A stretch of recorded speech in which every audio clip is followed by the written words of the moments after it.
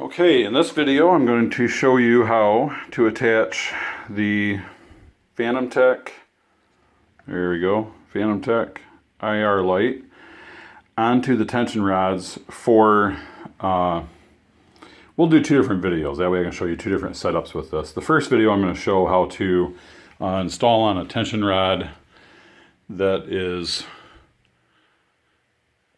attached from floor to ceiling. There's going to be a little bit different setup for each of these because this one we want the light to shine down. No matter what we're doing, we want the light to shine down. But obviously we have to connect to a pole that's straight up and down to get the light to shine down, which basically you don't have to do anything for as far as positioning of the IR light. It's already set. All we have to do is unscrew these and we have to mount this to the pole. Now you can see there's a little bit of a rubberized pad in here, and that will protect from scraping along this pole. It'll also help grab onto the pole a little bit better. So you can see the side of this attachment, you can fully see the screw. There's a little bit of a slip in there where the screw and stuff slips right in. The other side does not have that, it's closed. So what that allows us to do is to be able to open this up and be able to swing this attachment around the pole the way that we need it. I'm going to try to work a little diligently here and see what we can do. It's a little bit of a challenge because I'm the only one holding this camera. But let's see what we can do here. Okay, so what I want to do, and I want to point something out. With these lights, the IR light is here. It is facing this way, okay? This is the back side of the IR light. This is the top, this is the lens, okay? You'll see this little curve right here in this part of the attachment. This little curve curves away from the IR light. So direction-wise, when you're, if you have to replace this bottom portion for some reason with one of the extras that I tossed in, then just make sure that when you replace it, that the curve, either replace the whole unit from the top here, or if you're replacing just this section, make sure that curve curves away from the IR light. It's the opposite direction. Okay, I just wanted to point that out real quick. Very important because it's going to not come into play for this setup, but it'll come into play for the next setup.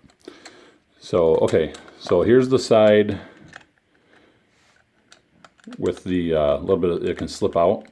So what we want to do is, you see how that nut comes up? Not sure if you can see it or not. See how that nut comes up, pops up?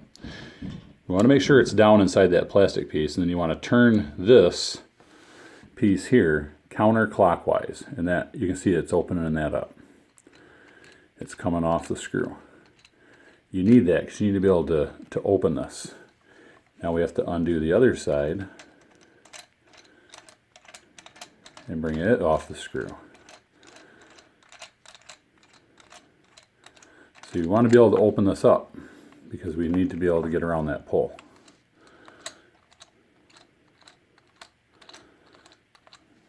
So we're opening this up. And then what I'm going to see, so now this will slip all the way out of here. And now what we can do is we can actually get a little bit more movement to be able to slip this around the pole, and then we'll put it back toward the pole, and then we'll slip that screw back in and tighten it down. So I'm going to do that real quick. I'm not going to be able to hold the camera and do it, so I'm just going to do it real quick, and then I'll show you a close-up of how it looks once it's installed.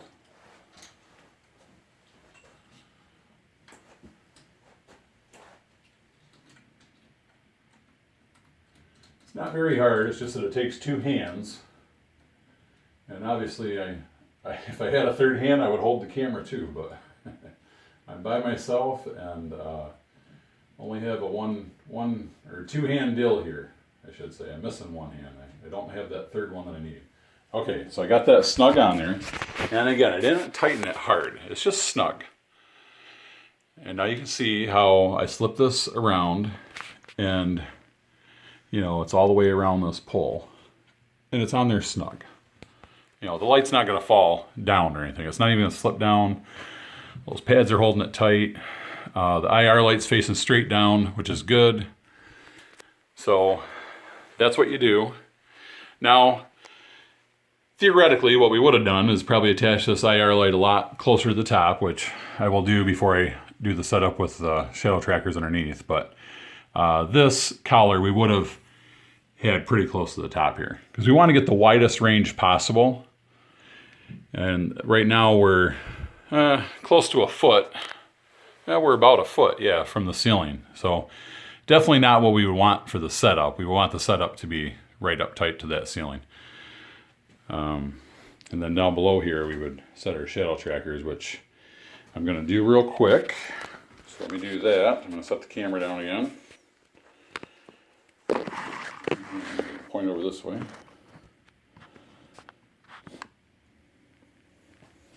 Okay.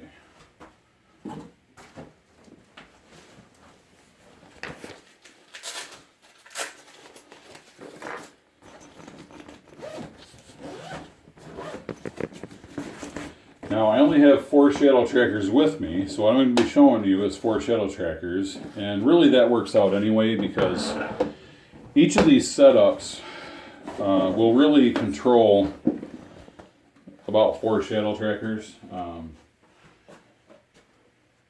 for each pole.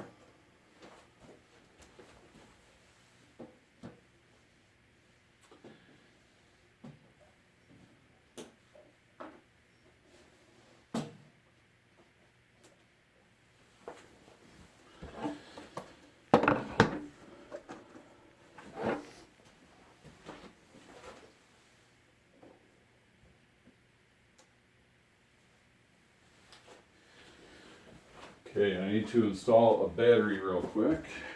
And actually I have a battery over here I can use.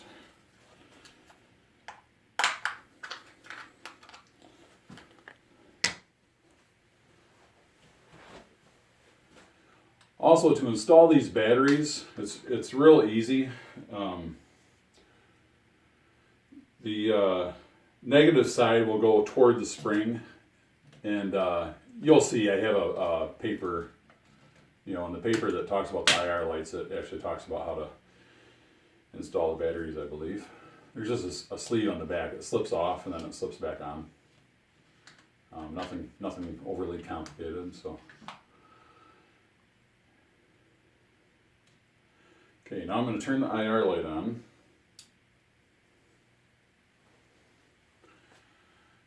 And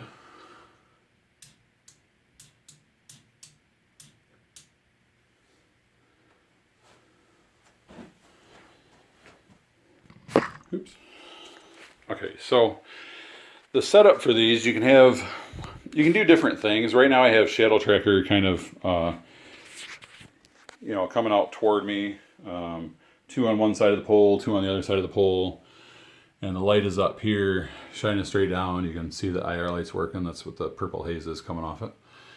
So this shines right down to the shadow tracker, and I believe I have a shadow tracker with a dead battery is why that's doing that. But you can see, like, as you pass through the field, you set shadow trackers off and in the directional movement that you're passing through it. So this is a setup you could do. Another setup could be, to put maybe around the poles.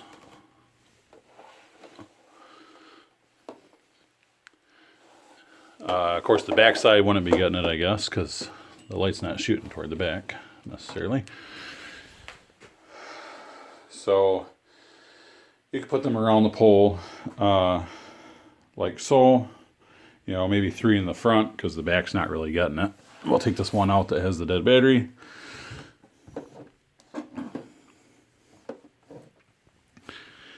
And then you have, if anything comes around the pole, directional as it passes through.